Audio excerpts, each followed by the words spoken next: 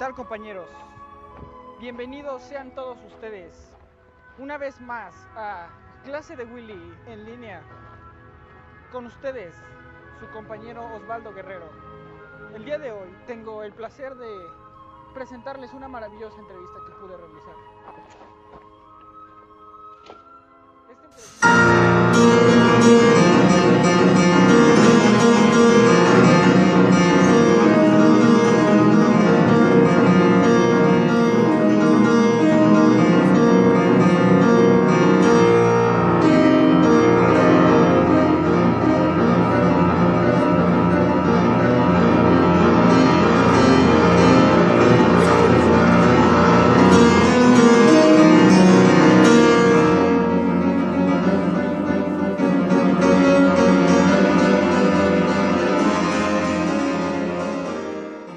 Bueno, maestro Vladimir Curiel, antes que nada, muchas gracias por la entrevista. Me gustaría saber una breve reseña sobre usted, hablando de su trayectoria, sus estudios, etcétera. ¿Qué tal? Mucho gusto. Mi nombre es Vladimir Curiel y hablando de mis estudios, de cómo comencé con el piano, comencé a los 16 años aquí en la ciudad de Querétaro y en el Conservatorio J. Guadalupe Velázquez, y de ahí obtuve una beca por parte del gobierno, de la administración del licenciado Loyola y del conservatorio mismo, para ir a estudiar a Italia, en el cual estuve en el Conservatorio Torrino Respighi de Latina y bajo la dirección del maestro Américo Caramuta. Aproximadamente eso fue en el 2000 y prácticamente estuve ahí 5 años, terminé la carrera y posteriormente me fui a Filadelfia, a los Estados Unidos, para continuar con la maestría bajo la guía del maestro Alexander Fiorillo, uno de los alumnos de Vladimir Horowitz, para después continuar aquí en México con la gran maestra Eliana Bautista, con la cual tuve la fortuna de haber podido trabajar aproximadamente 2 años y medio.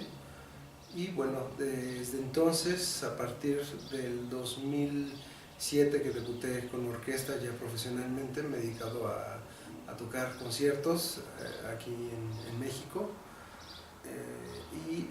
con orquestas, como solista, música de cámara, y en ese mismo periodo, aproximadamente en el 2010, gané el segundo lugar en la Bienal Internacional de Piano de Mexicali, Baja California. Más o menos un poco eso es lo que he hecho dentro de la trayectoria de mi carrera.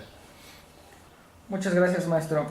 Ahora, hablando específicamente del ámbito laboral, ¿cuáles han sido las fuentes de ingreso que usted tiene o ha tenido en los últimos años y por qué las escogió? O en dado caso, ¿por qué lo escogieron usted para desempeñarlas?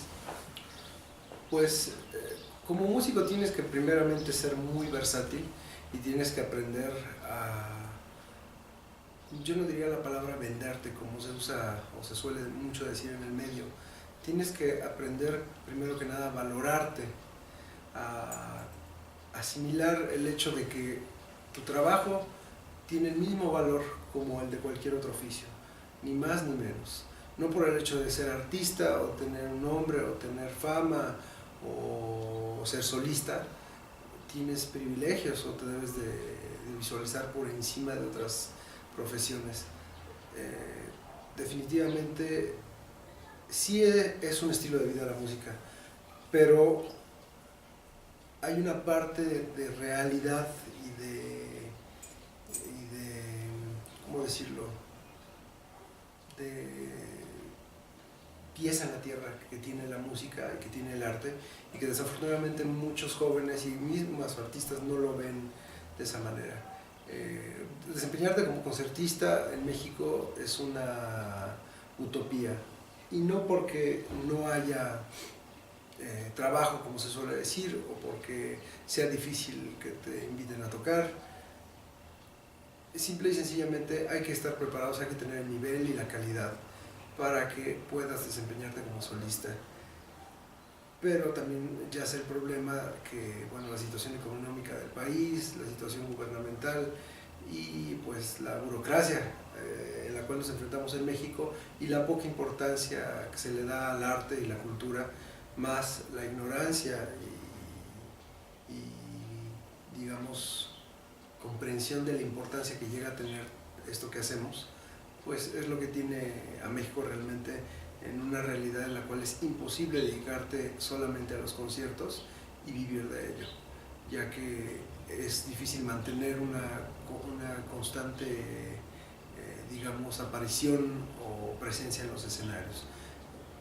No así, digamos, como, no que sea imposible, sino que como realidad, para vivir bien en México como músico no puedes depender solamente de los conciertos, a menos de que tengas, digamos, los contactos o las palancas, como se suele decir, para estar constantemente tocando. Aún así es muy complicado, ya que también no te pagan los conciertos inmediatamente. Muchas orquestas pagan después de 2, 6 meses o incluso un año. Actualmente hay 2 orquestas de escuelas, no voy a mencionar el nombre ni de los directores, que me deben conciertos, 2 conciertos desde hace ya más de un año, y pues como siempre dicen que ya van a pagar, ¿no? Pero pues como tal es muy complicado, ¿no? La realidad es que hay que afinar esa actividad como solista con otras actividades, y en mi caso, aparte de la de solista concertista de piano, me dedico también a la docencia. Estudié pedagogía y es algo que en lo personal es muy satisfactorio.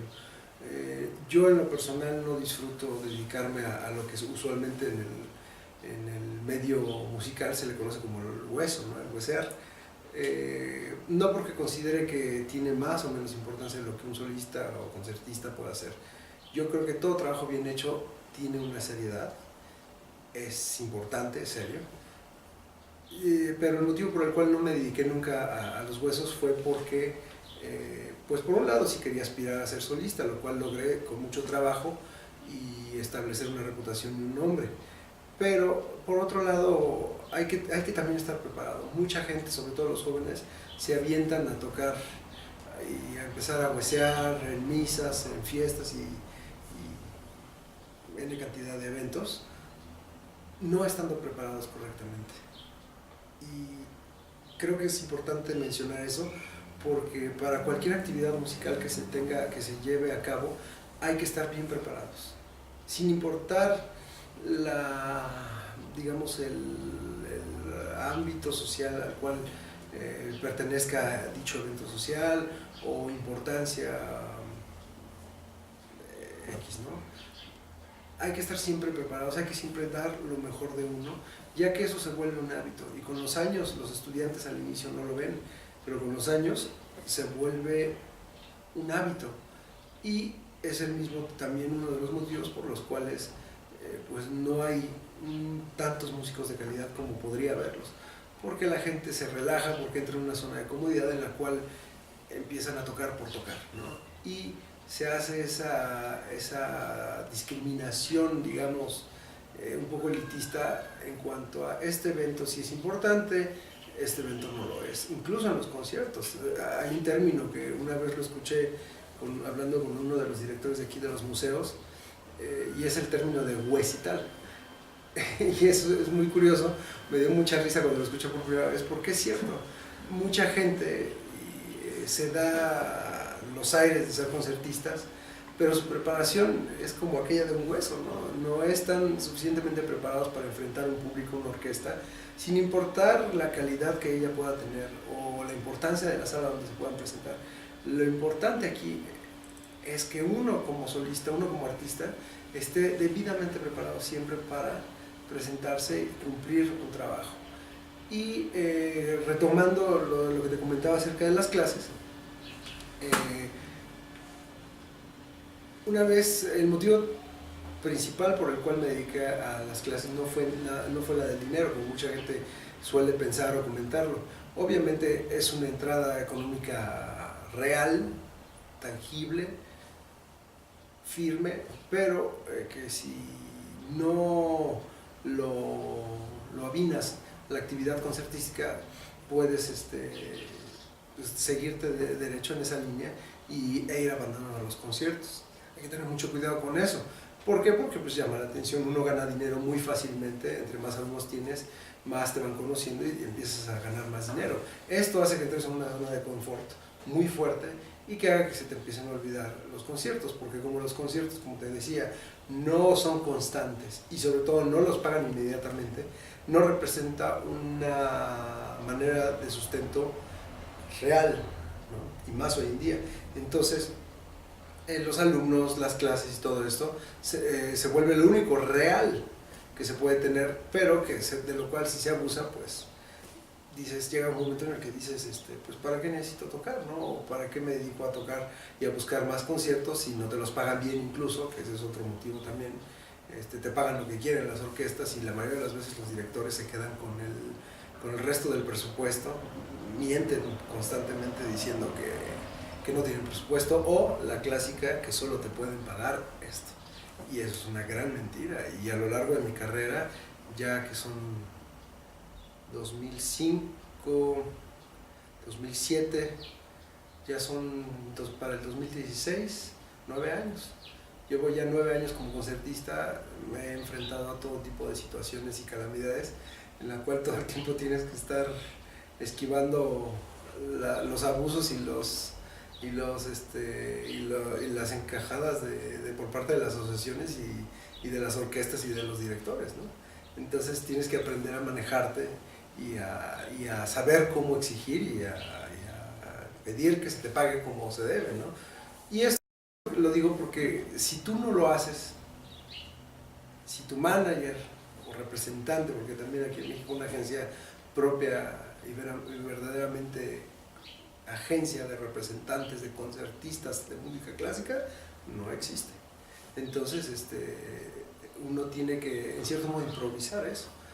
Y si tú no te das a respetar o no exiges que se te respete y que se te pague correctamente, pues no lo van a hacer, porque seguimos viviendo en México en una especie de ideología en la cual, ¿por qué quieres cobrar? O en la clásica, te presto mi espacio para que te promuevas, obviamente sin pagarte nada. Y pues entonces ahí, bueno, se abre una cantidad infinita de argumentos para discutir que ahorita no abordaremos, ¿no? Pero sí es muy importante eso, ¿no? También aprenderse a exigir. Y el motivo por el cual te digo que me dediqué fue porque una persona cuando regresé de estudiar de Estados Unidos me dijo que por qué había regresado. Y primero que nada fue porque pues a mí me encanta mi país.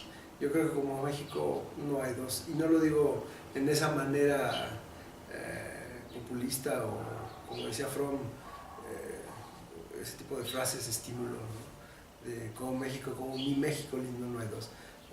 Vaya, sí es muy lindo, pero no, lo digo en el sentido porque de que México es un país exótico, es un país lleno de estímulos, de realidades contrastantes muy fuertes, en las cuales todavía podemos vivir y sentir en carne propia, a flor de piel, las emociones humanas, realidades muy contrastantes, pobreza y riqueza extremas. Slim es el nombre, o bueno, ya no el primero, sino otra vez el segundo. El punto está que de las gentes más ricas del mundo son mexicanos, ¿no? Y pues claro, han drenado dinero y dinero a través de abusos y de mentiras y engaños, pues se han llenado la bolsa de eso, ¿no? Y ese tipo de cosas son lo que te hace preguntarte y lo que a mí me llevaron a tomar la decisión de también dedicarme a la docencia. Me preguntaron por qué regresé y dije porque aquí hago falta. No me considero un ejemplo, no lo haría jamás, puesto que es una responsabilidad muy grande y hay que ser una persona altamente refinada para considerarse un ejemplo, pero sí creo que puedo dar mucho, que lo que sé hace falta y lo puedo dar y compartir.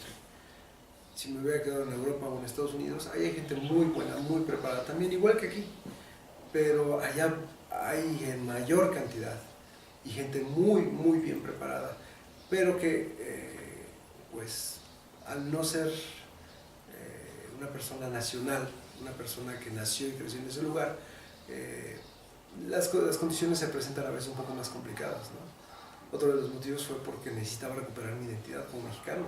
Estuve muchos años fuera de mi país y regresé solamente 2 veces en aproximadamente 6, 7 años. Y bueno, sí requería, yo sentía que necesitaba recuperar mi identidad.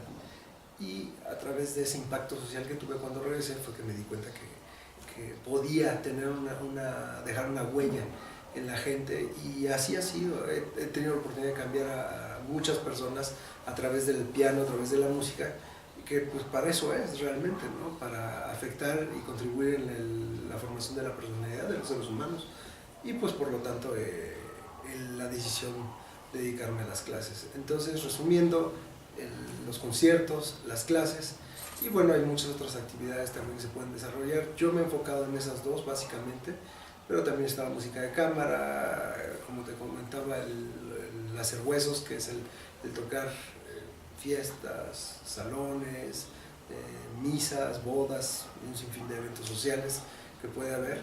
Y bueno, también en el caso de los músicos que son más completos, compositores, arreglistas, bueno, hay un sinfín de posibilidades también. Pero básicamente esas dos son a las que me he dedicado hasta el presente. Muchas gracias, maestro. Hace un momento mencionó algo sobre valorarse como músico, así como en otras profesiones se valoran, perdón.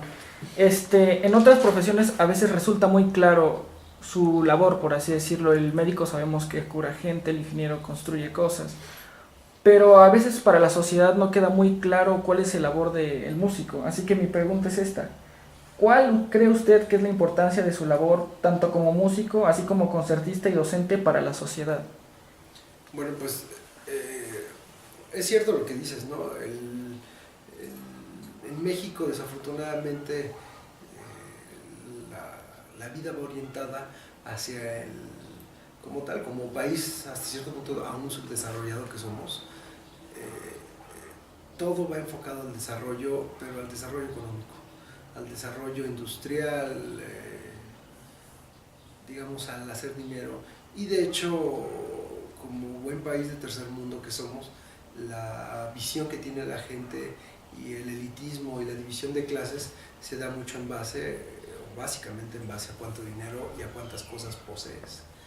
Yo lo veo porque Querétaro, por ejemplo, en este caso, es un estado y una ciudad de muchos contrastes sociales, ¿no? Hay mucha riqueza y hay mucha pobreza también, y los gobiernos pasados se han encargado de hacer que esa diferencia sea muy clara y al mismo tiempo de esconder esas diferencias, ya que uno viene a Querétaro y pues todo se ve muy bonito, es uno de los estados más limpios, y eso es algo muy positivo, por favor, o sea, es algo muy importante. Sin embargo, el verdadero Querétaro, el Querétaro que está aquí en los alrededores, ¿no? De los muchos colonias que están marcadas como zona roja, de eso la gente ni los conoce, ¿no? Gente que lleva viviendo años ni se entera que existen ni de los problemas reales que hay aquí, ¿no? Y todo eso son detalles y cosas que nos hacen darnos cuenta cómo es nuestra sociedad y hacia qué va enfocada. Hago este comentario porque me lleva a responderte tu pregunta. Una sociedad que esté enfocada en el hacer dinero, en el desarrollo industrial y mercantil y económico, tiende a ignorar y a dejar de lado la importancia que tiene el desarrollo humano, el desarrollo social. Se confunde mucho el término de que el desarrollo social se dé en base a un desarrollo económico. Es una parte, pero una parte muy importante que se ignora es el desarrollo humano, el desarrollo del ser, no del tener.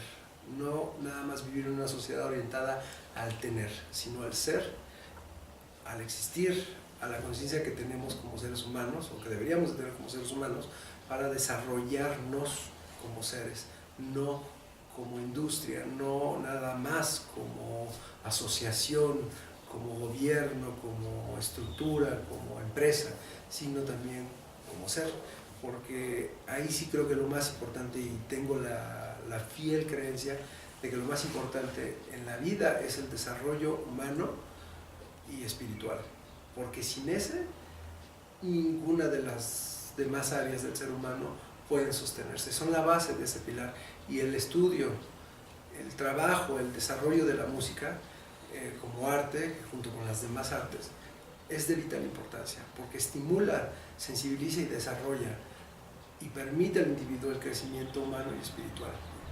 Entonces, no creo que tenga que explicar qué tan importante llega a ser eso, puesto que lo es todo, ¿no? Y de ahí, bueno, se dan muchos otros elementos que conforman lo que somos, ¿no? Como seres humanos. Y siendo más específicos a tu pregunta, es muy importante desde los griegos, desde mucho antes, desde los egipcios ya viene, pero con los griegos ya se dieron cuenta y pudieron comprobar cómo la música y el estudio de las artes afectaban en el temperamento y en la conducta humana. Y desde ahí la importancia que se le dio a la música sobre todas las artes y el uso de la música, de las famosas armonías que se usaban en las festividades, en las celebraciones, fue ya un ejemplo muy claro de la importancia que tenía a nivel social, el impacto que podía tener a nivel social el estudio de la música y el trabajo, ¿no? Por eso también creo más hoy que nunca que el estudio de la música y el ser músico, el trabajar como músico es de la mayor importancia que pueda haber, porque vivimos en tiempos muy oscuros, de muchos defectos humanos, envidia, celos, avaricia, todos los pecados capitales nombrados y conocidos son desafortunadamente lo que reina hoy en los corazones de los seres humanos y en la persona de la sociedad, que conformamos la sociedad, ¿no? Y pues hay mucho que trabajar, y la música, junto con las artes, son la medicina, digamos, la herramienta, y va a ser la medicina de los siglos venideros, si es que como raza humana llegamos a trascender, ¿no? Muchas gracias. Hace unos momentos también hubo algo que me impactó mucho. Cuando me hablaba sobre el concertismo, dijo que en México era una utopía ser concertista. Por un lado le quiero hacer una pregunta, que sería la siguiente. ¿Cuáles cree que son las oportunidades para alguien como usted en México en comparación con otros países? Hablando también de Latinoamérica como Europa y el resto del mundo. Esa sería la pregunta primera. La segunda pregunta fue que también me sonó como si fuera una constante lucha del solista con los directores y con la burocracia y las orquestas que se da. ¿Es algo eso, una característica de la música, del arte o de la cultura mexicana? Mira, es una pregunta, estas preguntas que me acabas de hacer son muy, muy amplias. Por un lado, lo que estoy diciendo es algo un poco fuerte, pero que es real.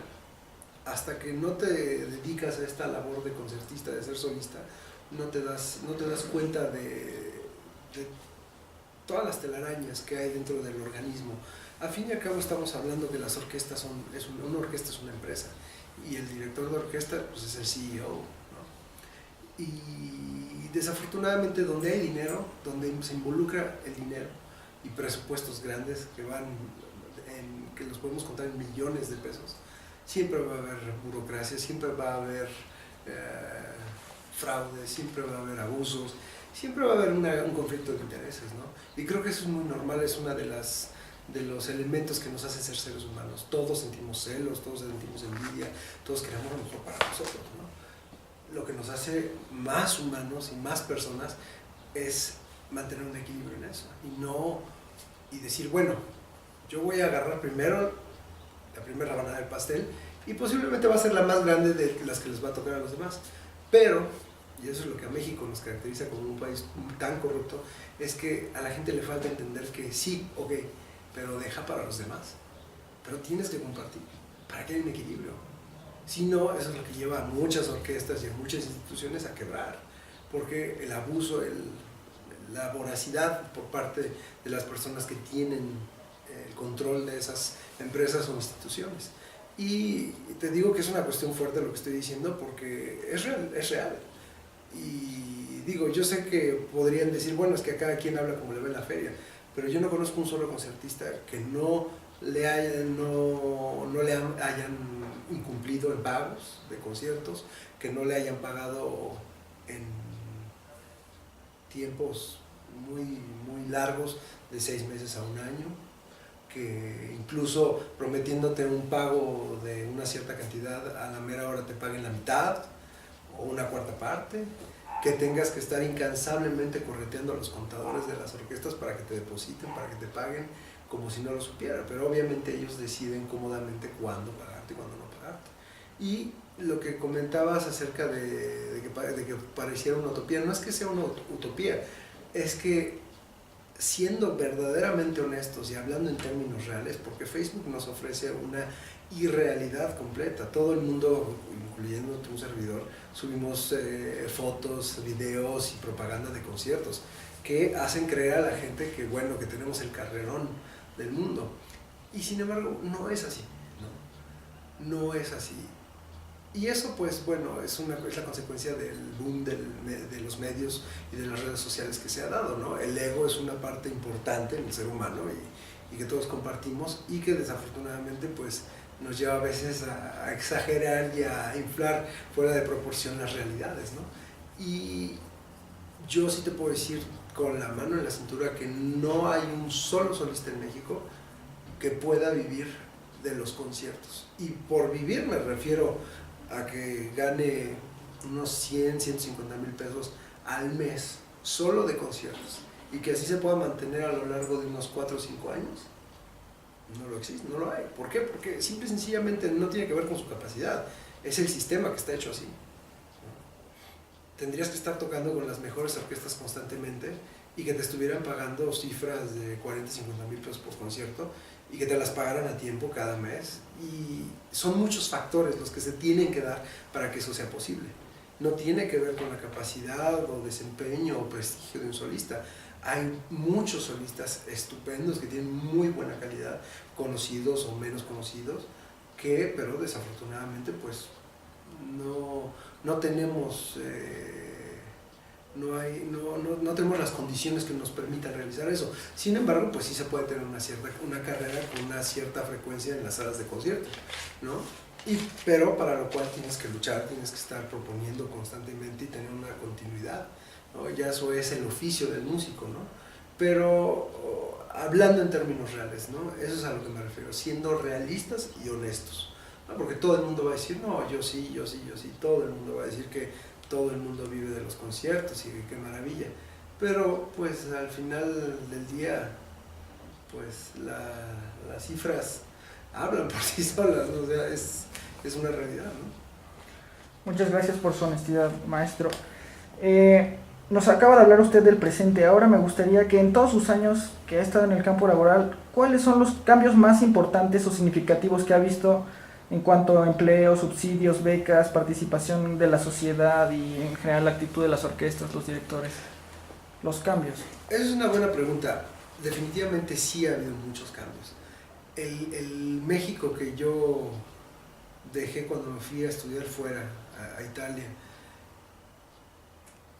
y el México que encuentro hoy sí es muy diferente, y eso es algo que me da mucho gusto. Me encanta esa pregunta porque sí es algo que me genera mucha alegría.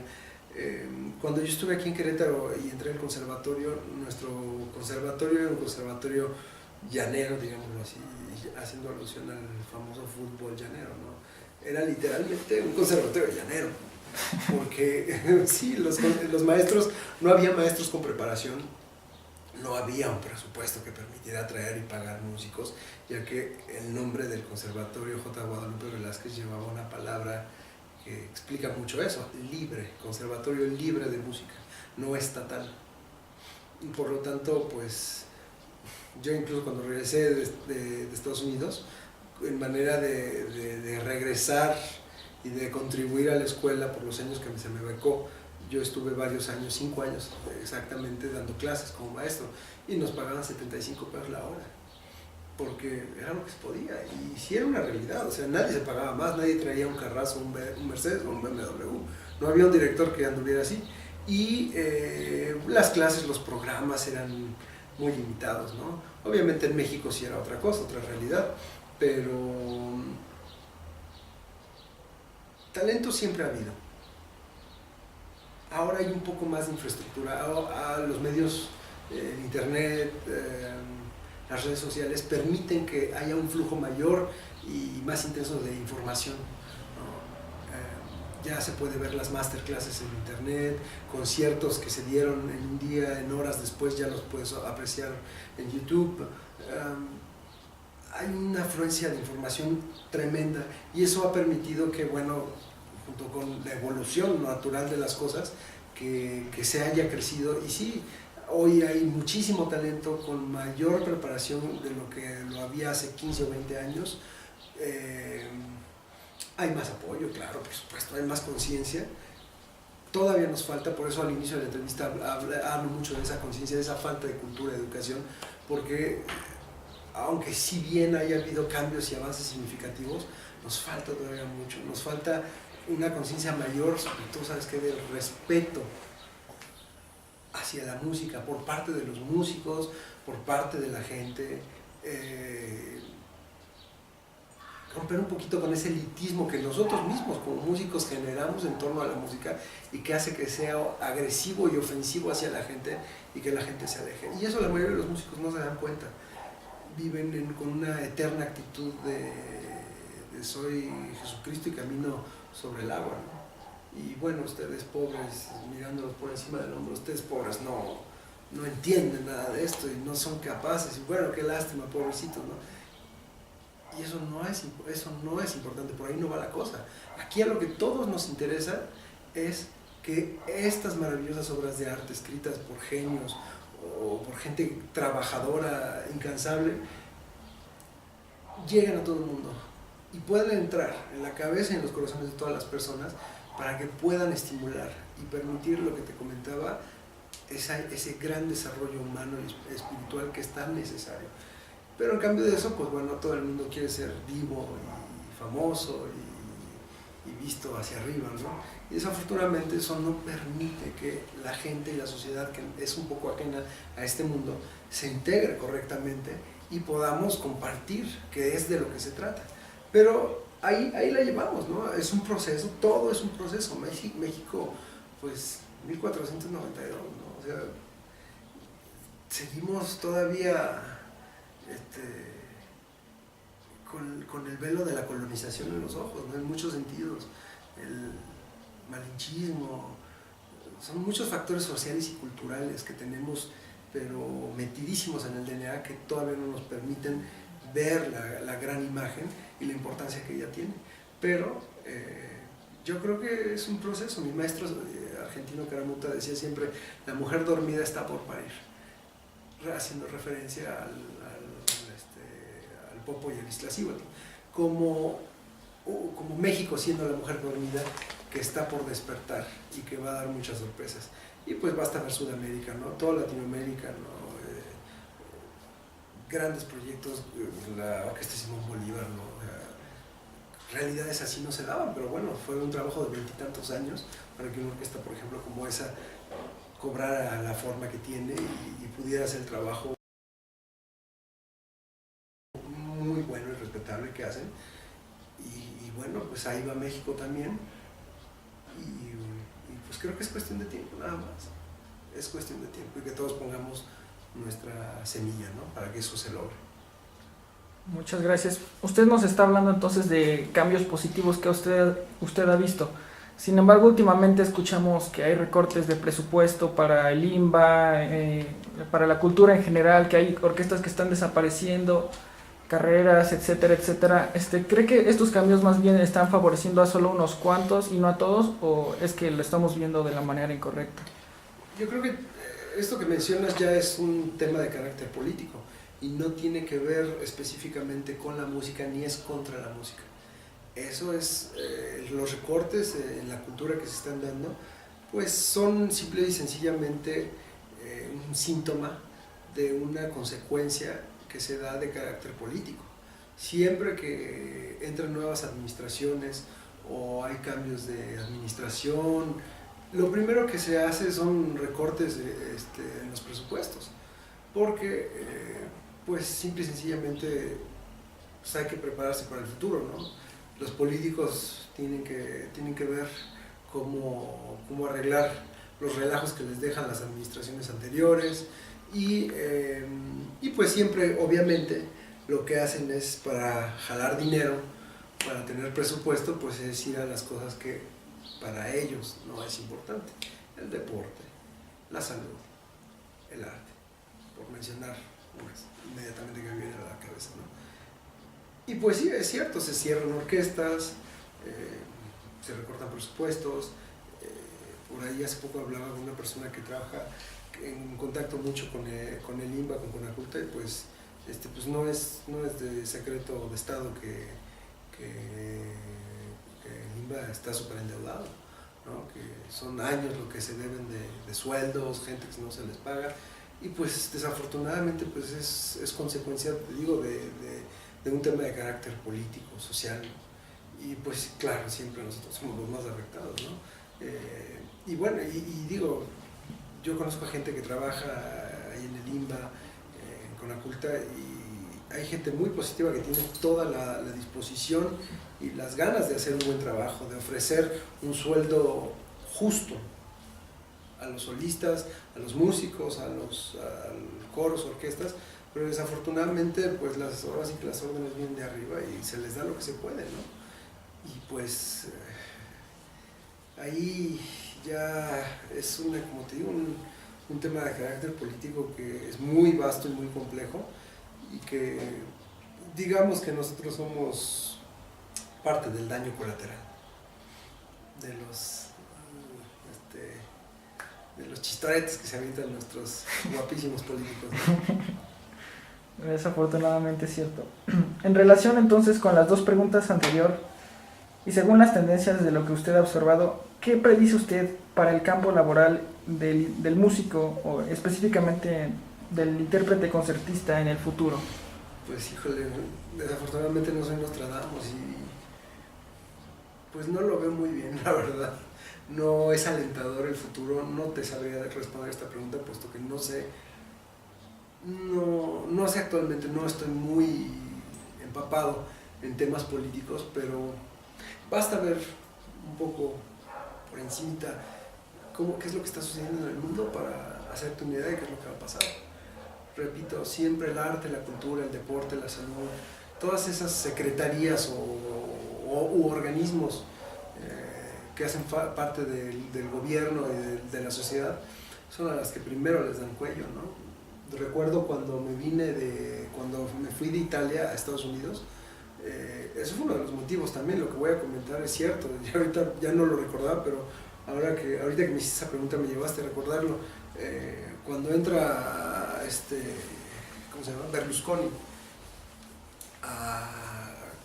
como premier de Italia, como primer ministro, pues mucha gente, recuerdo que estaba en la casa de unos conocidos, y una señora ya grande junto con su esposo.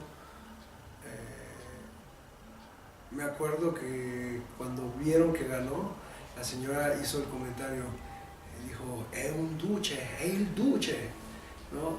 Refiriéndose al apodo que se le dio a Benito Mussolini. Y de inmediato, con su llegada, empezaron a ver muchos cambios negativos. Digo, la historia ya se encargó de demostrar qué clase de persona fue Berlusconi. Y lo que sucedió en Italia es que empezaron a cerrar orquestas, conservatorios, porque allá pues las raíces y los cimientos de las estructuras gubernamentales y sociales tienen raíces muy largas, muy antiguas, reglas y leyes muy profundas, ¿no? La burocracia italiana es tremenda. Y pues eso fue lo que se dedicó a hacer el señor Berlusconi con la cultura, cerrar teatros de ópera, orquestas, conservatorios. Hicieron un recorte presupuestal impresionante, me parece que era del 30 o del 40%, ya no recuerdo bien, pero brutal. Y obviamente pues eso a mí me hizo, yo lo vi venir y dije, no sé qué, y se ven. Yo me fui y dije, aquí no va a haber trabajo, ni va a haber oportunidades, y lo que pasó fue que mis compañeros de estudio de la carrera de piano y de otros instrumentos, pues no tuvieron más opción que, terminando la carrera del conservatorio, se inventaron, dadas las circunstancias, algo que llamaron el bienio, o sea, un curso de 2 años pedagógico, para que todas las personas que ya tuvieran un título, como chelista, violinista, pianista, pudieran tener acceso o derecho a una plaza en una escuela pública. ¿Te imaginas lo que es estudiar 10 años? Tener sueños de concertista, ¿no? Haberte preparado y en muchos casos ser muy bueno. Yo recuerdo un amigo, León Tuchinardi, con el cual todavía tengo un contacto, un excelente pianista, un virtuoso natural. Tocaba impresionantemente, a todos nos hacía revolcarnos del coraje, de la envidia, de cómo y la facilidad con la que tocaba. Y aparte como perdón, excelente. Me acuerdo que cuando sucedió eso hablé con él y estaba bien deprimido, porque él es una persona que debió haber sido concertista, ¿no? Y pues desafortunadamente un talento desperdiciado que acabó dando clases en una escuela primaria de música.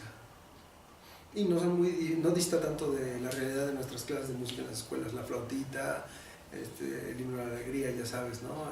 Y bueno, también se han podido desarrollar un poco más en ese ámbito las clases, pero al fin y al cabo maestro en una escuela pública secundaria. Y bueno, acompañante y algún conciertito de vez en cuando salen, ¿no? Y para eso tuvo que ser un curso de 2 años extra, porque de otra manera se iba a ver con la realidad que la mayoría de los músicos en Europa se encuentran, dar clases privadas y pues bueno, tener alguno que otro alumno, ¿no? Y tomando en cuenta que allá aparte la realidad no es como la nuestra, nosotros sabemos desde que empezamos a hacer una carrera, estudiar una carrera, que vamos a tener que ver cómo le vamos a hacer para sacar una lanita y movernos y hacerle. Allá ellos crecen en cierto modo con la mentalidad de que pues sí vas a tener acceso a un trabajo porque estudiaste una carrera. Bueno, en aquel entonces era así, ¿no? Estoy hablando de hace ya más de 10 años. Pero era así. Y enfrentarte con una realidad de tercer mundo en un país, en aquel momento de primer mundo, en cierto modo, pues fue muy fuerte. Por eso me fui. Berlusconi estaba acabando con el país y acabó en ese momento con el país, le hizo un daño irreversible que van a pagar y pagar hasta y bueno, con el Renzi, el que está ahorita, no está yendo nada mejor, ¿no? Ya hay realidades iguales y similares a la nuestra, y recordando que Italia era un país de primer mundo y en tan solo 10 años se lo comieron.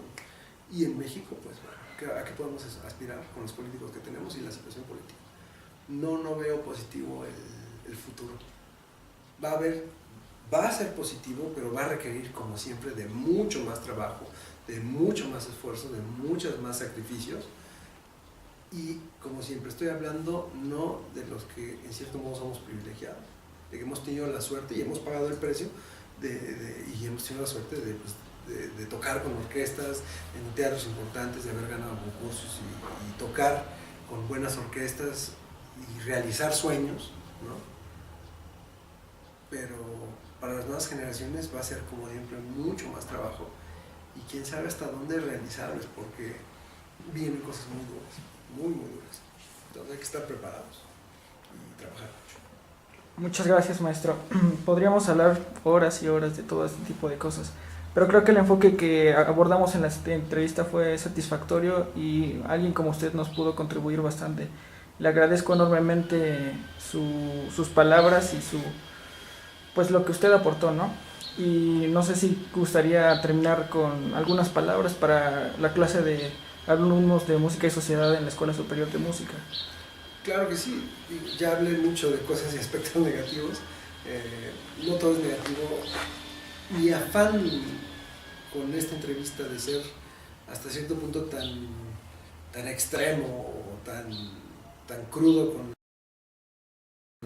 mis comentarios es porque creo que es muy importante tener conciencia de las realidades y de lo crudas y fuertes que estas pueden ser. Y esto porque he visto a lo largo de mi carrera muchísima gente que se va quedando, que no logra llegar. En particular recuerdo un compañero, cuando fui maestro aquí en el conservatorio, un amigo, ¿no? Se volvió mi amigo, pero un estudiante de canto, de la clase de canto. Me recuerdo un día que después de que lo acompañé en su examen de grado final, y pues yo sí me daba cuenta que no tenía aptitudes para el canto, no tenía oído, no tenía musicalidad, no trabajaba bien, no recuerdo quién fuera su maestro, pero evidentemente no era un buen maestro, ya que también como maestro tienes la obligación de hacerles ver la realidad a los alumnos y de ayudarlos a que busquen otra carrera tal vez en la cual sí puedan desempeñarse correctamente. Y este chavo pues no le decía nada, yo no le dije nada porque pues nuestra amistad en ese momento fue muy rápida, muy breve y no era mi posición hacerlo.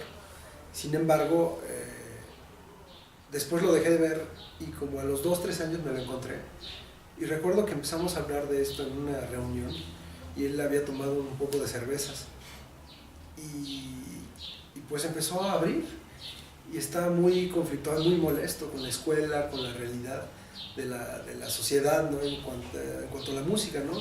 Y me hizo el comentario, ¿por qué carambas no te dicen que no eres bueno en esto? Me dijo, Vladimir, yo ya me di cuenta que no soy bueno, que nunca tuve voz, pero yo no me daba cuenta cuando estaba estudiando y nunca nadie me lo dijo. Pero con un coraje realmente, y pues tenía razón. Y ese tipo de situaciones son lamentables, ¿no? Que uno no se dé cuenta y pues que no te lo digan, ¿no? Entonces, pues sí es duro ver ese tipo de realidades, ¿no? Pero por otro lado, es muy importante estar bien consciente de dónde estás parado, de qué estás haciendo, porque este mundo del arte y de la música se tiende a llenar mucho de humo fantástico, mágico y misterioso que nos hace creer que la vida es, no sé, ¿no? La vida es bella, es una maravilla, pero está llena de cosas muy complicadas y para poder ser pleno y feliz hay que estar consciente de las dificultades y de las realidades que existen para poderlas librar y pues entender que no todo es azul celeste, ¿no? Hay cosas maravillosas, la música es una cosa increíble, maravillosa, una satisfacción increíble, pero para que pueda ser así hay que trabajar, hay que estar muy consciente de las realidades para que cuando nos lleguen las podamos enfrentar y librar, ¿no? y seguir adelante y disfrutar lo que hay de disfrutar de la música y lo que no, pues dejarlo de lado, como dicen, ¿no? Paciencia y seguir adelante y trabajar y disfrutar cada vez que hay una oportunidad de compartirla, ¿no? De compartirla ya sea en casa, ya sea en un gran escenario o simple y sencillamente para uno mismo, ¿no? Que ese es el motivo, creo yo, principal por el cual uno se debe dedicar a este arte. Tocar para uno mismo, satisfacerse uno mismo y tener conciencia de que la música es algo que se tiene que compartir. Es un don, es un arte, como digo, que está para darse, para pasarlo bien. Y pues que todos nos enriquezcamos de la maravilla que esto es, ¿no? La música que se escribió y la vida misma que está dentro de esos microcosmos de cada pieza musical, ¿no? Es maravilloso, vale la pena el sacrificio porque te da momentos en los cuales te puedes conectar con cosas que son fuera de este mundo. Pues muchas gracias.